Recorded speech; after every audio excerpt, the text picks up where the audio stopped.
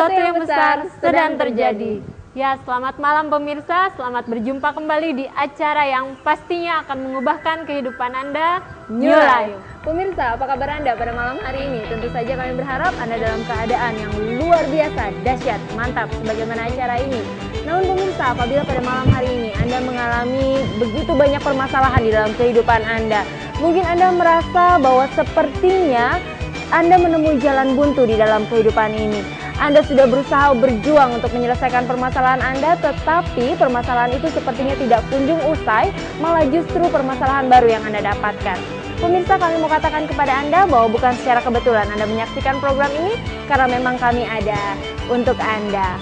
Ya pemirsa, setiap minggunya kami akan hadir menemani Anda dengan menghadirkan narasumber-narasumber yang memiliki kisah hidup dan nilai-nilai kehidupan. Para narasumber kami sangat ingin membagikan kisah hidup dan nilai-nilai kehidupannya kepada Anda dan saya dengan satu tujuan supaya kehidupan kita menjadi lebih baik dan lebih bermakna. Iya, betul sekali. Pemirsa, acara ini kami kemas secara interaktif di mana kami mengharapkan partisipasi dari Anda, pemirsa yang ada di rumah. Anda bisa berkomunikasi secara langsung melalui SMS dengan narasumber kami yang sudah hadir di studio pada malam hari ini. Anda bisa berkomunikasi dengan kami dengan cara mengirimkan SMS Anda dan menceritakan kepada kami apapun permasalahan Anda di nomor 0819 081 74 kali 1. Ya, baik, kami ulangi, Anda bisa mengirimkan SMS Anda kepada kami dan menceritakan kepada kami apapun permasalahan yang saat ini sedang Anda alami di nomor 0819 081 74 kali 1. Tema yang akan kita angkat pada malam hari ini adalah tertipu oleh cinta buta. Ya, baiklah, untuk tidak berlama-lama langsung saja kita sapa narasumber kita yang sudah hadir di studio pada malam hari ini. Selamat malam Bapak. Malam Ibu. Selamat malam Pak Huni, apa kabar? Luar biasa Bu malam ini. Iya. Pak Susilo nih nggak kedengeran kabarnya gimana? Mau lebih keras? Mau. Selalu luar biasa, dahsyat dan mantap Bu. Iya, baru mantap kita memulai Iya, acara ini. betul. Kita gong, kita mulai. Iya, baik. Tema kita yang kita angkat pada malam hari ini adalah tertipu oleh cinta buta. Ya, betul. Kapan sih Pak cinta itu bisa dikatakan cinta buta?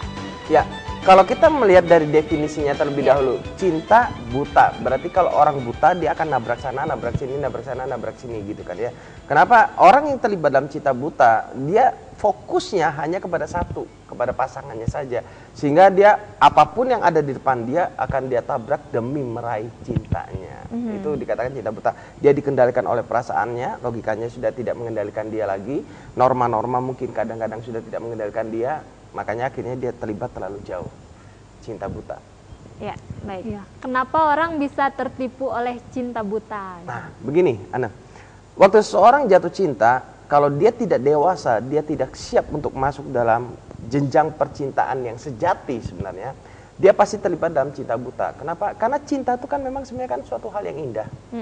Tapi untuk kita memenuhi cinta, itu seharusnya kan melibatkan pikiran, perasaan, dan kehendak kita.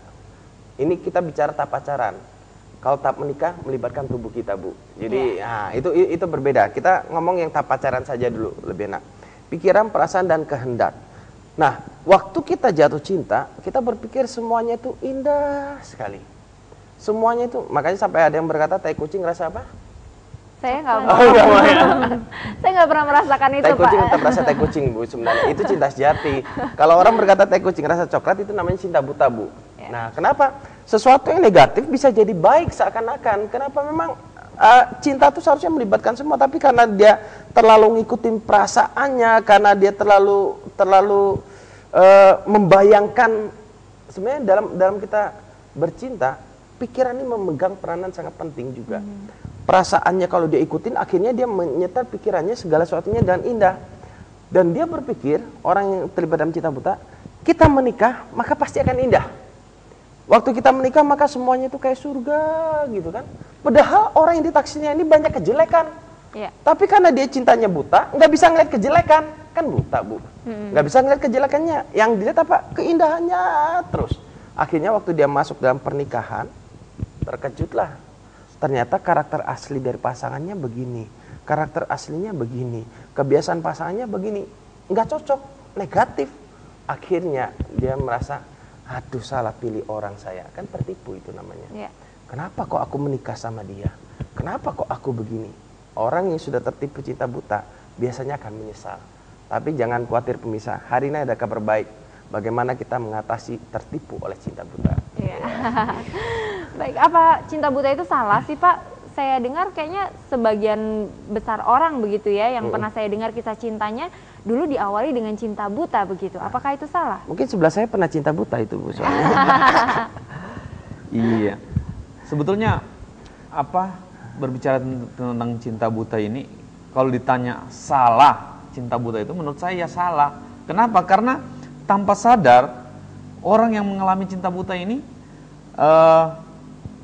akan membawa cintanya itu kepada kehancuran, hidupnya itu kepada kehancuran. Karena buta tadi seperti yang Bapak Susilo katakan, bahwa orang buta itu nabrak sana nabrak sini nggak tahu. Akhirnya apa? Tidak tahu arah. Tidak tahu arah. Ya. Cinta sejati itu dia buka mata Bu. Iya. Dia buka mata, dia bisa melihat, oh ternyata istriku kalau baru bangun tidur baunya begini. Oh kalau nggak sikat giginya begini. Itu kan cinta. Cinta yang tidak buta. Tapi kalau cinta buta seakan-akan tuh pindah, kan waktu pacaran ketemunya parfum sana sini, semprot sana sini, dempul sana sini, kan dempul semua itu Bu, nutupin lubang-lubang kan gitu. Kepalsuan semuanya Iya, begitu ya. begitu menikah, loh kok lebih mirip siapa gitu kan. Sampai berapa lama sih Pak cinta itu bisa ketahuan itu buta apa cinta yang tidak buta begitu? Sebenarnya tergantung dari orang tersebut. Orang tersebut mau ditipu oleh cinta buta atau tidak. Semakin dia, kan cinta buta itu kan yang tadi saya katakan tertipu, ciri-ciri orang tertipu adalah dia tidak sadar bahwa dia sedang ditipu. Orang yang tertipu cinta buta, dia ngerasa cintanya tuh indah, terus sehingga orang nasihati dia, itu sudah punya suami loh, lewat. Oh nggak apa-apa. Itu beda agama loh, lewat, diabaikan. Kemudian itu pacarmu tuh kerjanya begini loh, maaf misalkan suka dugem loh, suka ke pub, ke diskotik. Enggak masa begitu sih, depan saya baik, semuanya baik, senyumannya menggoda, dompetnya tebal gitu kan ya kan, kepribadiannya baik, bodinya oke gitu kan. Masa sih dia seperti gitu? Padahal orang sudah menasehati dia dari berbagai macam, dia tetap mengabaikan. Nah, semakin lama dia mengabaikan itu, semakin dia mau tertipu oleh cinta butanya, dia nggak mau buka mata, ya lama Bu dia akan tertipu. Semakin lama dia kena tipu, dia makin sakit. Tapi kalau orang itu mulai menyadari bahwa dia terlibat dalam cinta buta, dia segera sadar, maka cepat dia recovery-nya, tidak terlalu dalam. Contohnya misalkan gini, sudah tahu cowoknya ini selingkuh Pada saat pacaran. pada saat pacaran, sudah ada yang lapor, di SMS, di HP-nya kita terima apa? Kita baca ada sayang-sayang. Lalu cowoknya berkata, oh enggak, itu kan sayangku kan hanya mama. Pacaran sudah panggil mama gila. Rayuan mautnya gitu kan. Hanya mama lah, nggak mungkin lah. Itu sayangan kan cuma anak-anak panggil biasa-biasa aja kok. Cuma mama yang terbaik. Nah, semakin dia kena rayuan begini, semakin dia mau ditipu oleh cinta buta, nggak mau melihat kenyataan.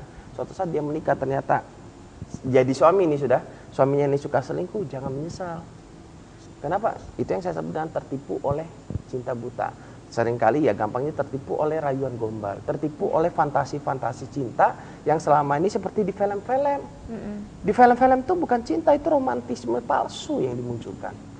Lihat pohon nari, lihat pohon nyanyi, terus lihat dari jauh, sayangku.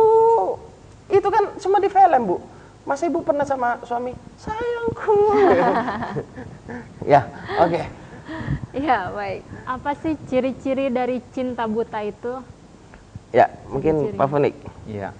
Antara lain ya, mungkin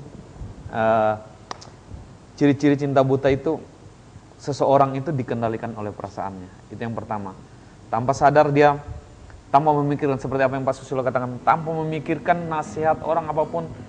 Pokoknya dia pikir dirinya saja sendiri, dikendalikan oleh perasaan sendiri. Yang kedua, bagi dia pasangannya itu segala-galanya. Jadi apapun yang dia lakukan, yang diinginkan oleh pasangannya, dia akan melakukan semuanya itu tanpa sadar. Nah, orang ciri-cirinya antara lain dua ini mungkin yang sangat dominan terjadi dalam orang yang mengalami cinta buta. Itu ya? Iya. Bulan dan tai jauh kucing gitu rasa kan. coklat itu tadi. Nah, itu Nah, kurang lebih seperti segala-galanya. gitu. Iya. Orang tua lewat, Iya. Tuhan lewat, norma-norma lewat. Kalau ibu ketemu orang cita buta, Bu, siap-siap dompet. Dompet lewat. Enggak, bukan. Maksudnya Tadi semuanya lewat orang katanya. yang cinta buta itu kan ngerasa dunia milik berdua. Karena dunia itu milik mereka, ibu bayar kontrakan sama mereka. Yang lain ngontrak gitu ya. Iya. Oke, apa sih Pak sebabnya sehingga seseorang itu bisa mengalami cinta buta?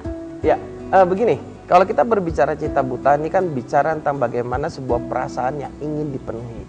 Perasaan yang ingin diluapkan. Jadi sebenarnya orang yang terlibat cinta buta tanpa dia sadari sebenarnya dia dikendalikan oleh dirinya sendiri. Dan orang yang terlibat dalam cinta buta, dia ingin mendapatkan rasa kasih sayang yang sangat besar dari pasangannya. Makanya dia rela berkorban, disuruh ngemis dia ngemis, disuruh dia makanya kalau misalnya cinta buta bertepuk sebelah tangan tuh ya, dia bisa rela menyiksa diri, aduh aku belum makan, ini karena kamu loh, aku ingin ketemu kamu. Kadang ada yang ngancam mau bunuh diri dan berbagai macam. Nah, kenapa penyebab itu? Penyebab itu muncul dari sebenarnya sederhana, Bu. Saya menyimpulkannya dalam dua penyebab. Pertama, karena dia nggak dapatkan kasih sayang yang benar dari orang tuanya, dari sekitarnya, sehingga begitu ada yang memperhatikan dia sedikit, dia langsung merasa inilah cintaku. Dan waktu dia merasa inilah cintaku, dia korbankan segala-galanya.